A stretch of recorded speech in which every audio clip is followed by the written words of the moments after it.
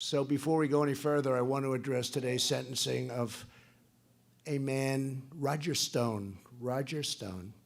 He's become a big part of the news over the last little while, and I'm following this very closely, and I want to see it play out to its fullest because Roger has a very good chance of exoneration, in my opinion. I've known, and you people understand it probably better than anybody in the room. I've known Roger Stone and his wife, who's really a terrific woman, for a long time, and Roger's definitely a character. Everybody sort of knows Roger. Everybody knows him, and most people like him. Some people probably don't, but I do, and I always have. He's a smart guy. He's a little different, but those are sometimes the most interesting. But he's a good person. His family is fantastic. He's got a fantastic family. And there's always a reason for that, isn't there? Roger was never involved in the Trump campaign for president. He wasn't involved. I think early on, long before I announced, he may have done a little consulting work or something, but he was not involved when I ran for president. And he's a person who, again, he knows a lot of people having to do with politics. His whole life is politics. That's what he is. And it's my strong opinion that the forewoman of the jury, the woman who was in charge of the jury, is totally tainted. When you take a look, how can you have a person like this? She was a anti-Trump activist. Can you imagine this? Now, you wouldn't know about a bad jury. Anybody here know about bad? No? These people know more about bad juries than everybody here, including the sheriff and the mayor and everybody. They know about bad juries. We're not going to say it too much, so let's not say it in front of more cameras than this. But you're my experts, okay? No, but this is a woman who was an anti-Trump person, totally. Now, I don't know if this is a fact, but she had a horrible social media account. The things she said on the account were unbelievable. She didn't reveal that when she was chosen. And she's, I guess, from what I hear, a very strong woman, a very dominant person.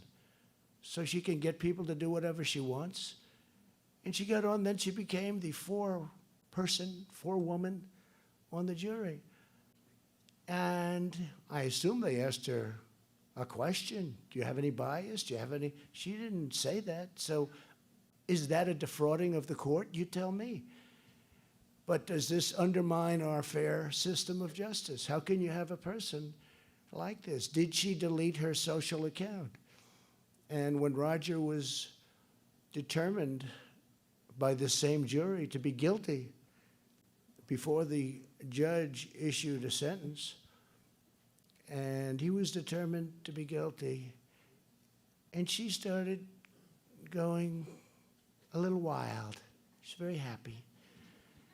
And she started saying things that people said, that's strange. That's strange. And then they started looking at, now how can you have a jury pool tainted so badly? It's not fair. It's not fair. And you know, it's not happening to a lot of other people. Because you could look, I won't name names, but everybody knows who I'm talking about. What's happening over there? Nobody. Nobody. There are people that are, even in Roger Stone's basic business of politics, that we're going to be in big trouble. Well-known people, the biggest people, big trouble. They were forced to leave their firm. One man was forced to leave his firm, and he was going to, bad things were going to happen to him the following day. Nothing happened. Nothing happened. He was the biggest. Nothing happened. But it happened to Roger Stone, and it happened to General Flynn, and it happened to, I won't name names, it happened to a lot of people and destroyed a lot of people's lives. And I'm here to make a fair system. Again, Roger is not somebody who worked in my campaign. I know Roger, but a lot of people know Roger. Everybody sort of knows Roger. And what happened to him is unbelievable. They say he lied. But other people lied too. Just to mention, Comey lied. McCabe lied. Lisa Page lied. Her lover, Peter Strzok, lied. You don't know who these people are? Just trust me, they all lied. You had people that forged documents. You had people that wrote fake dossiers and brought them to the FBI and used people in the Justice Department to get them to the FBI. And these people know in the front row, you know better than anybody in this room what the hell I'm talking about, probably. So I'm only responding to you. I'm not even talking to the folks over there. But they get it better than anybody, too. A lot of bad things are happening, and we're cleaning it out. We're cleaning the swamp. We're draining the swamp. I just never knew how deep the swamp was. So if this woman was tainted, I hope the judge will find that she was tainted. And if she isn't tainted, that will be fine, too. But I'm not going to do anything in terms of the great powers bestowed upon a president of the United States. I want the process to play out.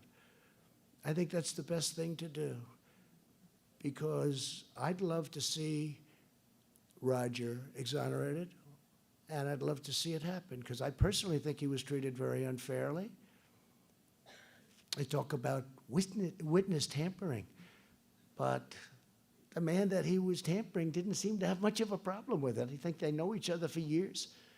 And it's not like the tampering that I see on television when you watch a movie. That's called tampering, with guns to people's heads and lots of other things.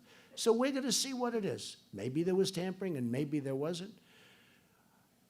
But I can tell you that there was tremendous lying, really lying and leaking classified documents that you don't know about.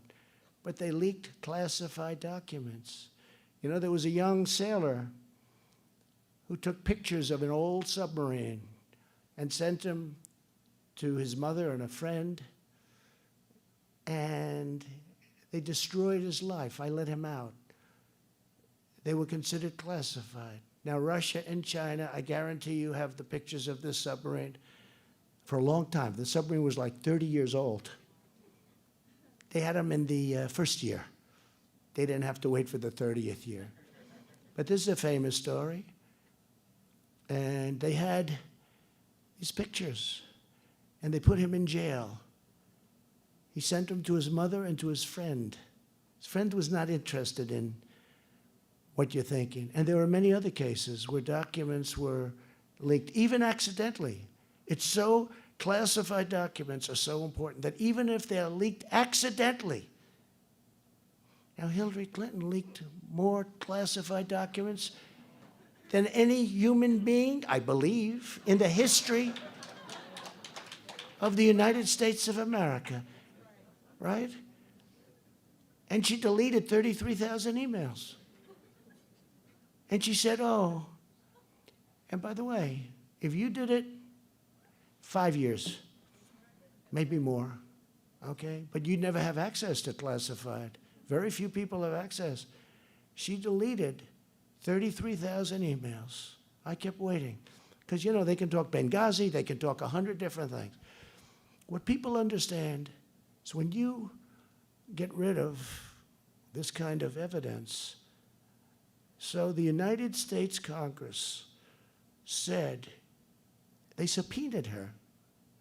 They wanted to see her emails. After getting the subpoena, she deleted 33,000 emails.